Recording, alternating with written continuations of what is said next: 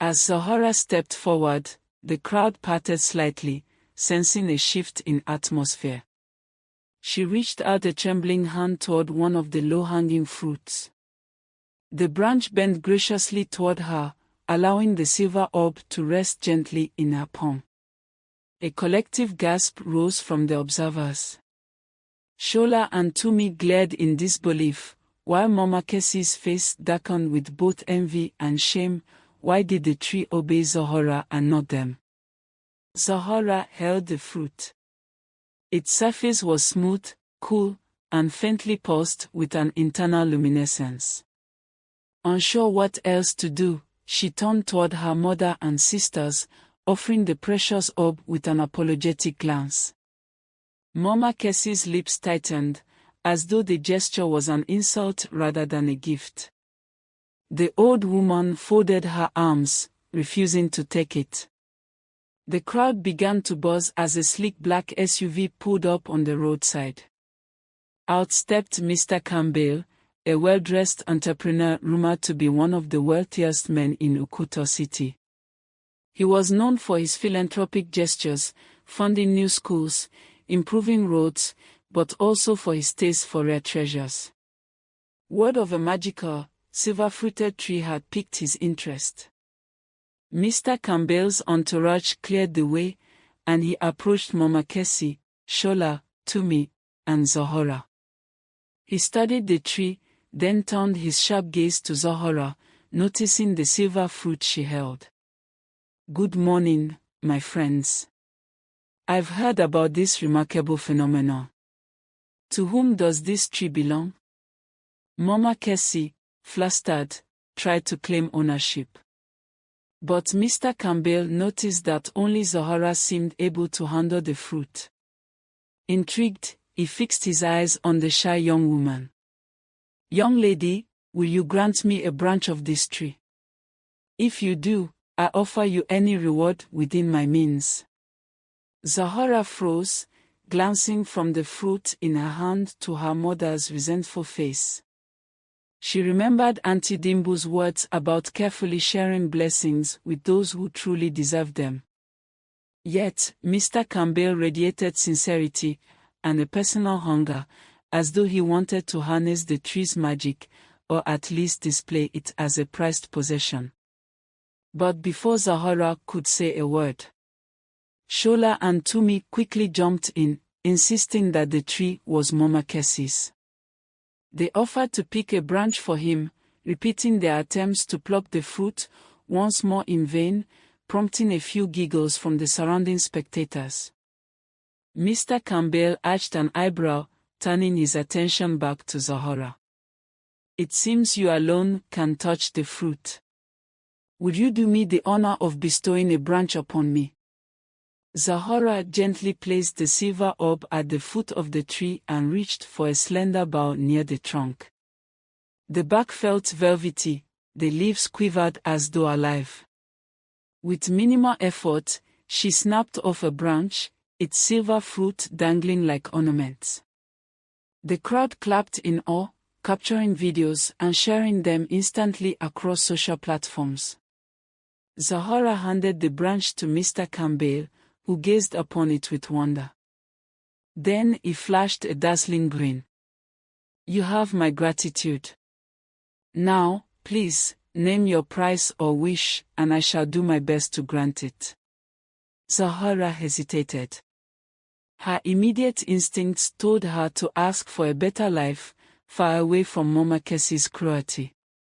But she also feared her mother's wrath if she openly demanded such a thing in public. While Zahara stood silent, Mama Kessie elbowed forward. She forced a smile and said, "My daughter is too shy to speak. Perhaps we could talk privately about the price." But Mr. Campbell was not easily swayed. He interrupted gently, "Let Zahara speak for herself." Reluctantly, Mama Kessie stepped back, though her glare made it clear she would punish Zahara if she said the wrong thing. Shola and Tumi hovered behind their mother, looking on with a mixture of jealousy and apprehension. Zahara, trembling slightly, recalled Auntie Dimbu's message about generosity. She decided that her first request should not be driven by selfishness. Holding her voice steady, she replied, "My only wish is to no longer be treated cruelly in my own home." A hush fell on the crowd. Some onlookers whispered among themselves, wondering what sort of harshness Zahara faced. Mr. Campbell frowned, sensing the gravity of her words. "I can see your family situation is complicated. If you ever need sanctuary or assistance, my door is open to you. But please, allow me to do more." He reached into his polished leather briefcase and extracted a small card embossed with a gilded crest. "Take my contact. Should you or your family require anything, food, medicine, finances, call me. I intend to show my gratitude properly." With that, he signaled his entourage to escort him back to the SUV. Before leaving, he gave Zahara one last curious look, then departed with the gleaming branch in hand. At that moment, the crowd dispersed, some congratulating Zahara for her gift, others quietly gossiping about Mama Kessie's questionable demeanor. Shola and Tumi, deeply embarrassed that they could not touch the tree, refused to meet anyone's eyes. Mama Kessie cast Zahara a venomous stare, her cheeks burning with humiliation. "Are you proud of yourself, parading our family shame in public? We shall see how you fare once we return home." Mama Kessie hissed under her breath. She stormed off, Shola and Tumi trailing behind, leaving Zahara alone once again under the shining tree. The sun now hung high, and local news reporters began to arrive, snapping pictures of the silver leaves. Zahara felt overwhelmed, uncertain whether to remain by the tree or go back. In her confusion, she felt a light tap on her shoulder. Turning around, she saw a timid young man from the crowd who introduced himself as Kwame, a journalism student. "Sorry to bother you. I heard everything. If you ever want to talk, I'm trying to uncover the truth behind this miracle. And if I can help you, I will." He spoke softly. Kwame offered a warm, sympathetic smile. Zahara nodded hesitantly, then watched as he joined his peers, jotting notes and taking pictures. There was a sense that her life was on the verge of irreparable change. Zahara eventually decided to return home, not wanting Mama Kessie to accuse her of further disobedience. The walk felt endless. She passed roadside street food vendors tempting late lunch customers with sizzling kebabs, peanut soup, and sweet fried dough. Cars honked impatiently, while occasional bursts of pop music echoed from electronics shops. Upon reaching the front door, Zahara paused, hearing raised voices within. Mama Kessie was ranting to Shola and Tumi about how Zahara had upstaged them, making them appear foolish. Zahara pressed herself against the wall, tears gathering in her eyes. Suddenly, a gentle voice drifted toward her ears, the voice only she could hear. Auntie Dimbu's calm timbre seemed to come from nowhere and everywhere at once. "Stand strong, Zahara. True hearts will come to your aid. You have sown seeds of kindness, do not fear your mother's wrath." Zahara's breath caught, and she steadied her nerves. She entered the house, bracing herself for whatever might come. Mama Kessie spun around the moment Zahara stepped in. Her eyes burned with anger. Shola sat on the couch, arms folded, while Tumi paced back and forth, her triple eyes darting with frustration. Mama Kessie snaps at Zahara, "So, you waltzed in here after humiliating us in front of the whole city. You made me look like a fool in front of Mr. Campbell. We should be the ones with a direct line to that wealthy man's resources, not you. Zahara felt her heart race. She tried to speak calmly, her voice trembling. "Mama, all I said was that I don't want to be mistreated anymore." "That's not," Mama Kessie slapped the table, cutting Zahara off. Mama Kessie shouted, "You are too big for your own good. Just because you can pick the fruit from that ridiculous tree doesn't mean you can insult your family."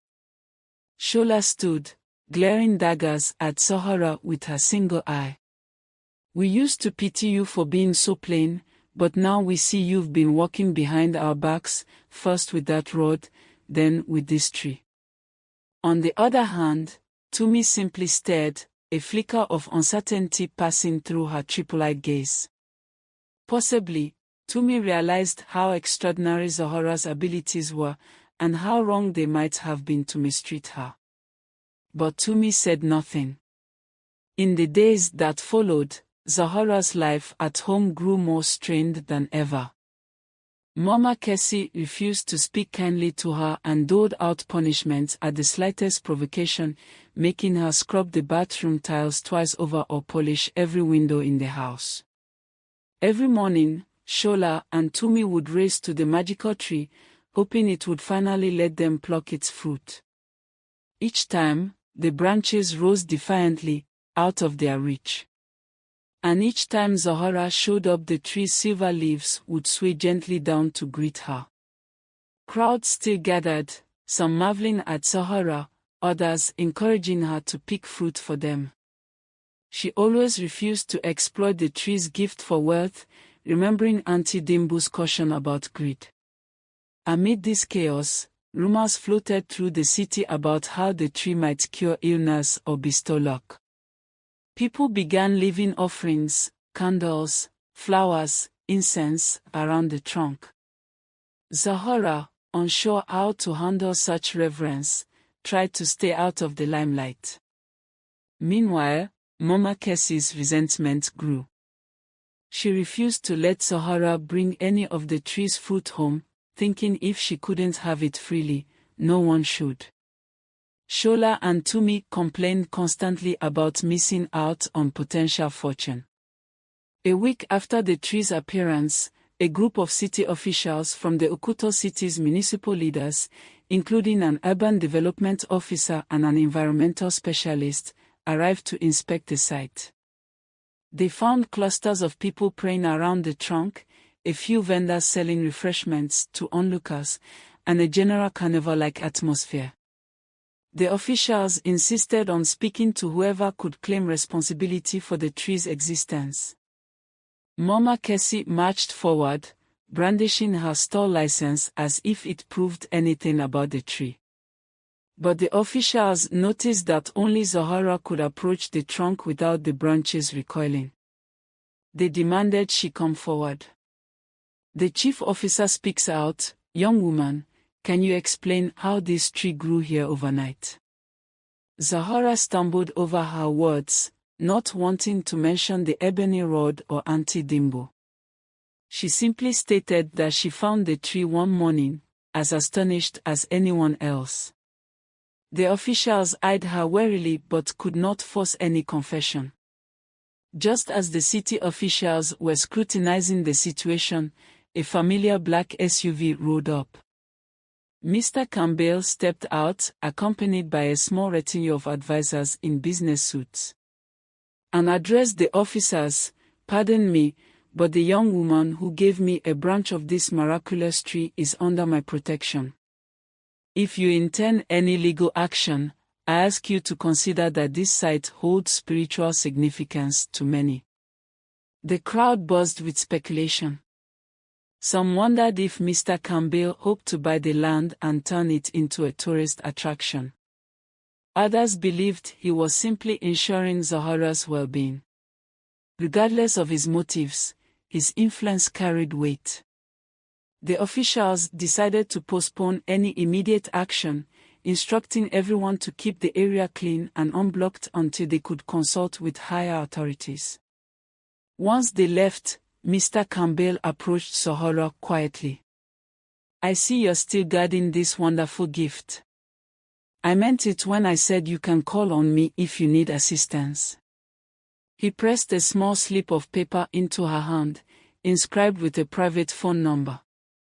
Zahara bowed her head in gratitude, still uncertain about trusting such a powerful stranger. Later that evening, as the crowd thinned, Zahara spotted Kwame, the journalism student she had met before. He waved her over, carrying a small notebook and a camera slung around his neck. Zahara, I've been doing some research. People I've interviewed speak of a mysterious older woman, Auntie Dimbo, who was once known in rural villages for possessing healing charms and ancient knowledge. I suspect she has something to do with your tree. Zahara's eyes widened. She had never spoken Auntie Dimbo's name to anyone except her own thoughts. She grew cautious, worried that revealing too much might put the older woman at risk. And so she answered quietly. Auntie Dimbo helped me once, but I can't say more than that.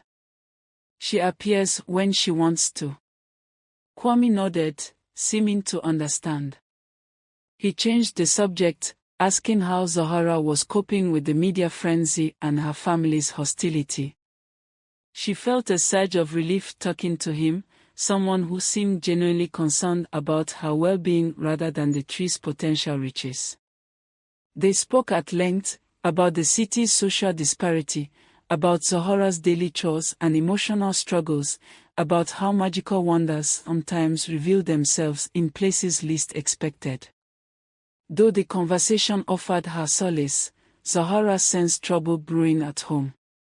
When Zahara stepped back into the house that night, she found Shola alone in the living room. The single-eyed sister was oddly quiet, fiddling with the hem of her designer top. For the first time, there was no mocking sneer. Zahara. I want to apologize. Zahara froze, uncertain if Shola was setting a trap. You do? Zahara asked. Shola nodded, averting her single eye. Shola continued speaking quickly, but she looked uncomfortable as if this was a trap. Yes, look, Tumi and I were never fair to you. Mama always favored us, and we got used to it. But now, everything is turning strange. People are talking about our family. Mama's anger is out of control, and maybe we wouldn't be in this situation if we had treated you better. Zahara's expression softened. Though she yearned for acceptance, she found it difficult to trust Shola's sudden change of heart. She offered a small nod, still guarded. Meanwhile, Tumi lurked by the narrow hallway, overhearing the conversation. Her 3 eyes flickered with confusion.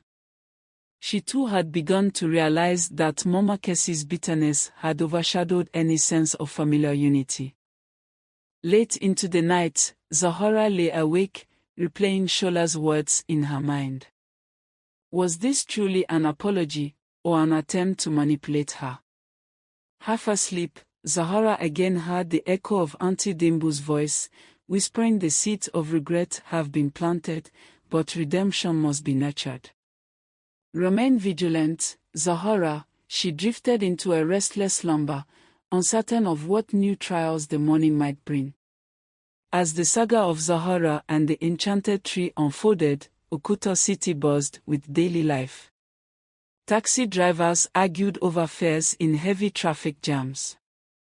Local reggae music blared from roadside stalls.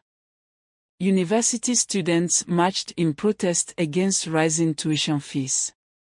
Every corner of this sprawling metropolis had its own rhythms, triumphs, and tragedies. Meanwhile, despite Shola's occasional cruelty, she wrestled with internal conflicts. Late at night, she would stand on the balcony, gazing at the city lights, questioning if her mother's favoritism had stunted her capacity for genuine empathy. Sometimes, she wept in silence, haunted by the memory of her father's passing and the emptiness in Mama Kessie's eyes. Days turned into weeks. The city council hesitated to forcibly remove the enchanted tree, worried about public backlash. Mr. Campbell made occasional appearances to check on its condition, always giving Zahara a polite nod. Journalists flocked to the site, where fortune-tellers and self-proclaimed mystics set up tiny shrines, claiming the silver fruit possessed healing powers. Mama Kessie, raging with frustration, forbade Zahara from leaving the house at certain times, hoping to discourage her from receiving adoration or forming alliances. Yet Zahara still slipped away whenever she could, using different routes to visit the tree. Sometimes, she picked a single fruit and handed it to a desperate soul who approached her with a genuine plea, though she was always cautious. She recalled Auntie Dimbo's warning not to let greed corrupt the tree's purpose. One sticky afternoon, the entire neighborhood lost power. Fans and air conditioners clicked off, leaving everyone sweltering in the heat. People spilled onto balconies, sipping cold water and chatting to pass time. Shola and Tumi ambled outside, complaining about the outage. Zahara, unable to watch them suffer despite everything, brought out a tray with homemade lemonade, simple ingredients she had scraped together. Shola sipped hesitantly, then gave Zahara a faint, appreciative nod. Tumi eyed Zahara curiously before swallowing her pride. A fleeting sense of camaraderie emerged under the hazy sun. The sisters spoke in hushed tones about childhood memories, when life was simpler, and Papa was alive. Their conversation did not fix everything, but it eased the tension, if only for a moment. And so, dear champions, our story does not end here. For now, rest your minds but keep your hearts open, for the next chapter will bring revelations beyond what any of us could have foreseen. Thank you for watching. If you love this story, please remember to like this video, share the story with your friends, and subscribe to our channel for more heartwarming and inspiring African folktales. Let us know your thoughts in the comments. Who was your favorite character? What did you learn from the story? And most importantly, watch out for part 3 of the story.